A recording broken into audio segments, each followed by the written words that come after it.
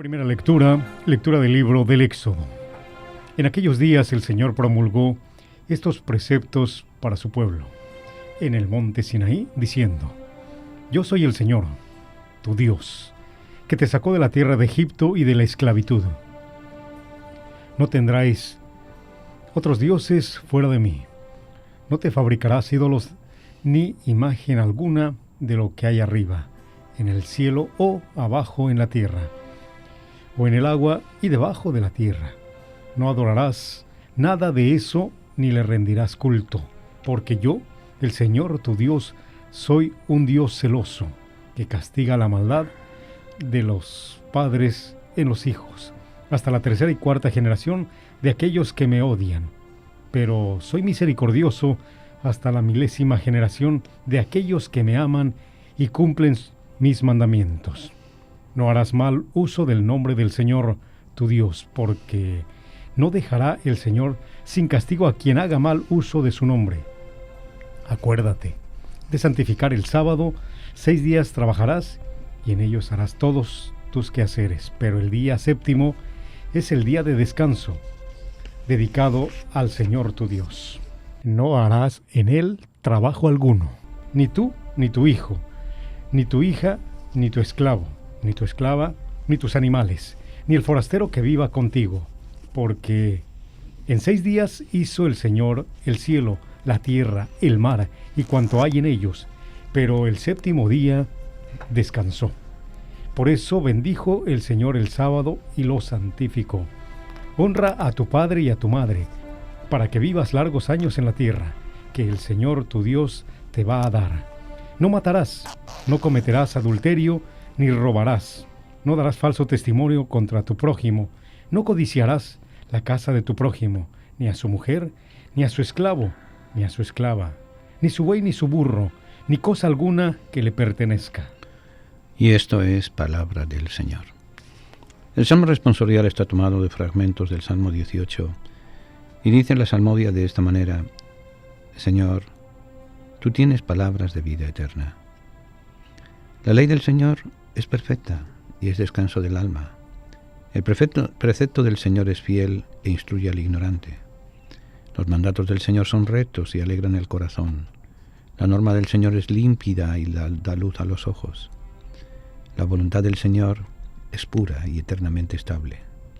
Los mandamientos del Señor son verdaderos y enteramente justos. Más preciosos que el oro, más que el oro fino, más dulce que la miel de un panal que destila. Señor, tú tienes palabras de vida eterna. Segunda lectura, lectura de la primera carta del apóstol San Pablo a los Corintios. Hermanos, los judíos exigen señales milagrosas, y los paganos piden sabiduría, pero nosotros predicamos a Cristo crucificado, que es escándalo para los judíos y locura para los paganos. En cambio, para los llamados, sean judíos o paganos, Cristo es la fuerza y la sabiduría de Dios, porque la locura de Dios es más sabia que la sabiduría de los hombres, y la debilidad de Dios es más fuerte que la fuerza de los hombres. Y esto es palabra del Señor. El fragmento evangélico está tomado del capítulo 2 del Evangelio de San Juan y dice de la siguiente manera: Cuando se acercaba la Pascua de los judíos, Jesús llegó a Jerusalén y encontró en el templo a los vendedores de bueyes, ovejas y palomas y a los cambistas de dinero con sus mesas. Entonces hizo un látigo de cordeles y los echó del templo con todo y sus ovejas y bueyes, y a los cambistas les volcó las mesas y les tiró al suelo las monedas. Y a los que vendían palomas les dijo: Quiten todo de aquí y no conviertan en un mercado la casa de mi Padre. En ese momento sus discípulos se acordaron de lo que estaba escrito: El celo de tu casa me devora. Después intervinieron los judíos para preguntarle: ¿Qué señal nos das tú de que tienes autoridad para actuar así? Jesús les respondió: Destruyan este templo y en 3 días lo reconstruiré. Le replicaron los judíos: 46 años se ha llevado la construcción del templo ¿y tú lo vas a levantar en 3 días? Pero él hablaba del templo de su cuerpo. Por eso cuando resucitó Jesús de entre los muertos se acordaron sus discípulos de que había dicho aquello y ahí creyeron en la Escritura y en las palabras que Jesús había dicho. Mientras estuvo en Jerusalén para las fiestas de Pascua, muchos creyeron en él al ver los prodigios que hacía.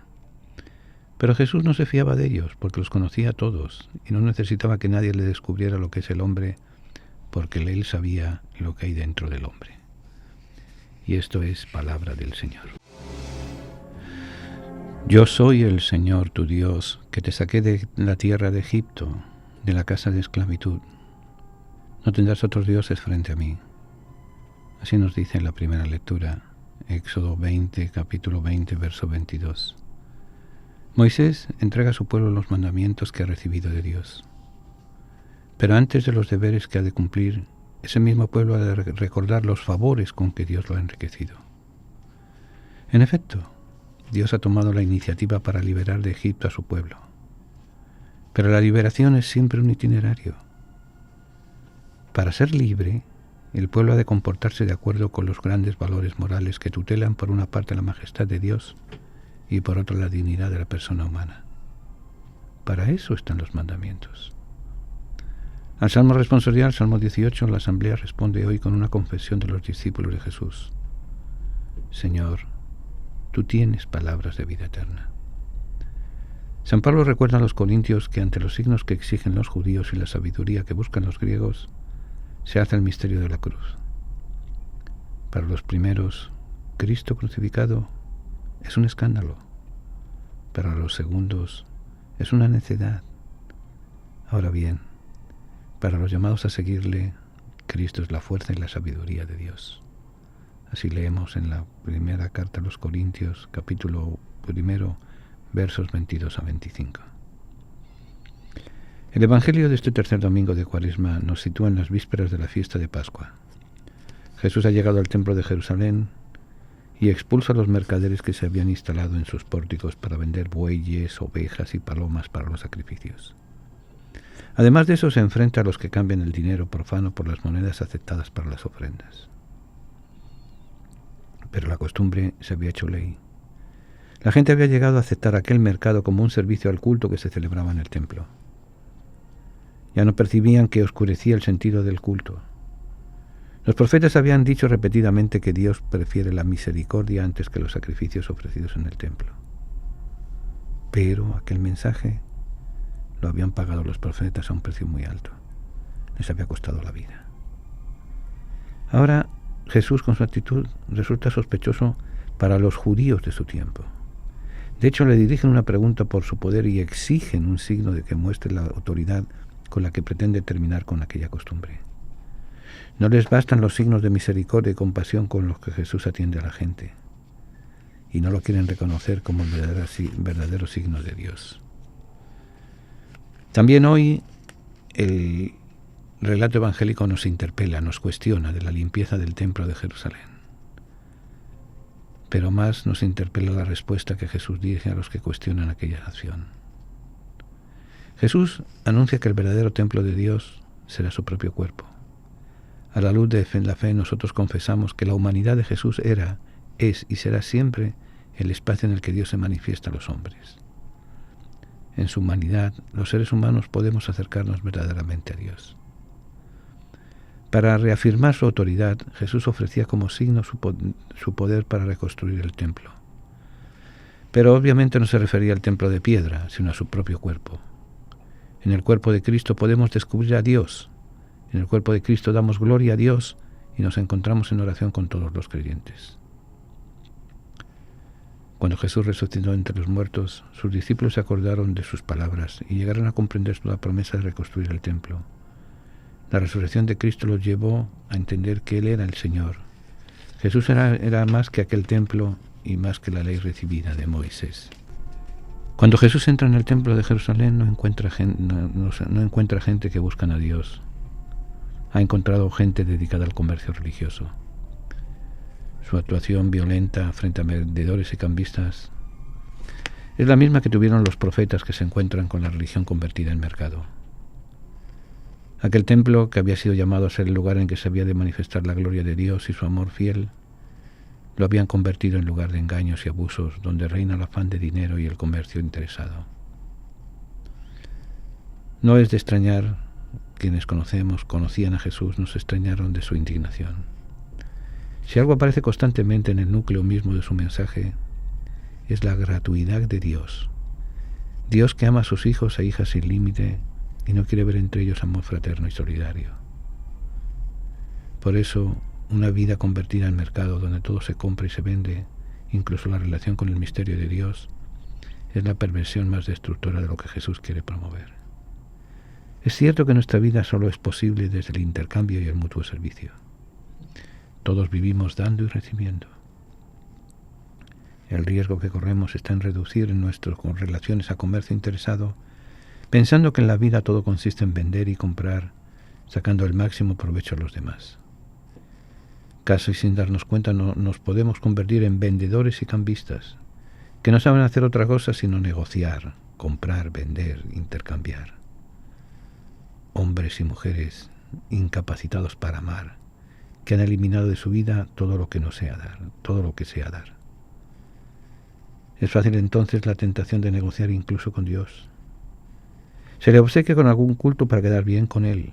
Se pagan misas o se hacen promesas para obtener de Él algún beneficio. Se cumplen ritos para tenerlo a nuestro favor. Lo grave es olvidar que Dios es amor y el amor no se compra. Por algo decía Jesús que Dios quiere amor y no sacrificios. Tal vez lo primero que necesitamos escuchar hoy en nuestras comunidades es el anuncio de la gratuidad de Dios. En un mundo convertido en mercado, donde todo es exigido, comprado o ganado, solo lo gratuito puede ser fascinado y sorprendiendo, pues es el signo más auténtico del amor. Como creyentes hemos de estar más atentos a no desfigurar a un Dios que es amor gratuito, haciéndolo a nuestra medida, tan triste, egoísta y pequeño como nuestras vidas mercantilizadas. Quien conoce la sensación de la gracia y ha experimentado alguna vez el amor sorprendente de Dios, se siente invitado a irradiar su gratuidad y probablemente es quien mejor puede introducir algo bueno y nuevo en esta sociedad donde tantas personas mueren de soledad, aburrimiento y falta de amor.